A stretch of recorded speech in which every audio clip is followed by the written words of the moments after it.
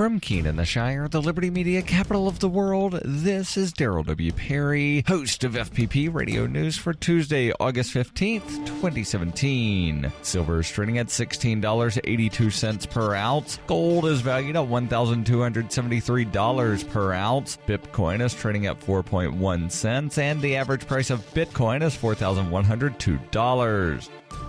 Antiwar.com reports web hosting company DreamHost issued a statement on their website on Monday revealing that they have been served with a search warrant by the Department of Justice, which is seeking information about visitors to an anti-Trump website they host. The targeted website is disruptj20.org, which is involved in anti-Trump public protest, and the demands for materially all data on the site is related to the putative involvement in the protest against President Trump's inauguration in January. This includes all data on communications and funding of the website, as well as all 1.3 million IP addresses of everyone who ever visited the website, along with any contact information identifying those readers of the site. This is a virtually unprecedented public demand for data, doubly concerning since it appears the demands are based purely on the potential political beliefs of the end users because of the content they've read. DreamHost is arguing that the warrant violates the Fourth Amendment and is resisting the efforts to give up the broad collection of data. The DOJ has yet to offer any statement related to the revelation of the warrant, let alone offered any defense for trying to amass the identities of 1.3 million Americans with anti-Trump political leanings. Making the matter public may well end up killing it off, as the warrant is such a huge overreach and such a troubling invasion of privacy that any Justice Department legal argument is sure to be skewered in the press. Indeed, that such warrants would necessarily be an outrage to the public is a big reason why other surveillance-related warrants have tended to be issued covertly by secret courts, and why in the past the government has warned those served with such warrants from disclosing them to anyone. The goal of such efforts is always a lot more far-reaching than just the individual targets at the time, despite 1.3 million people already being a pretty substantial target. Rather, the long-term goal is to create legal precedents for such demands, allowing the DOJ to make such plainly unreasonable demands a routine matter of course, giving them endless access to the identity of potential targets.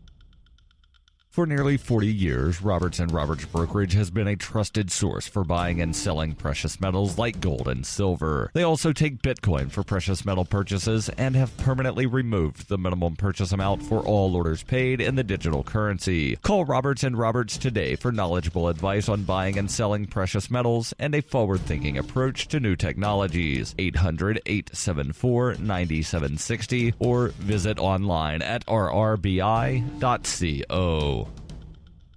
UPI reports big box retailer Target announced on Monday it will acquire software startup Grand Junction to better compete with Amazon and Walmart in local deliveries, including same-day delivery. San Francisco-based Grand Junction connects retailers and other distributors to more than 700 carriers across North America and, according to Target, currently handles same-day deliveries for Target stores in Manhattan's Tribeca neighborhood. Arthur Valdez, Target's chief supply chain and logistics officer and a former Amazon executive, said on a blog post, Target will have immediate access to Grand Junction's technology and carrier network, which will accelerate the work we're doing to improve our speed of delivery. It will also boost our ability to offer new services like same-day delivery and even assembly and installation to our guests. Target, which has about 1,800 physical stores, plans to expand same-day services to other New York City stores by October and to additional U.S. cities early next year. The retailer did not disclose terms to acquire Grand Junction, which has 13 employees and was founded in 2014. Grand Junction coordinates about 6 million local deliveries a month, but will drop service to CVS and Office Depot. Target recently launched next-day delivery of household items called Target Restock in its home market of Minneapolis. It also has worked with Instacart for same-day grocery delivery in some markets. Target's online sales grew 22% in the first quarter of this year. Walmart's growth was 63% in the first quarter of this year after acquiring bulk retailer Jet.com for $3.3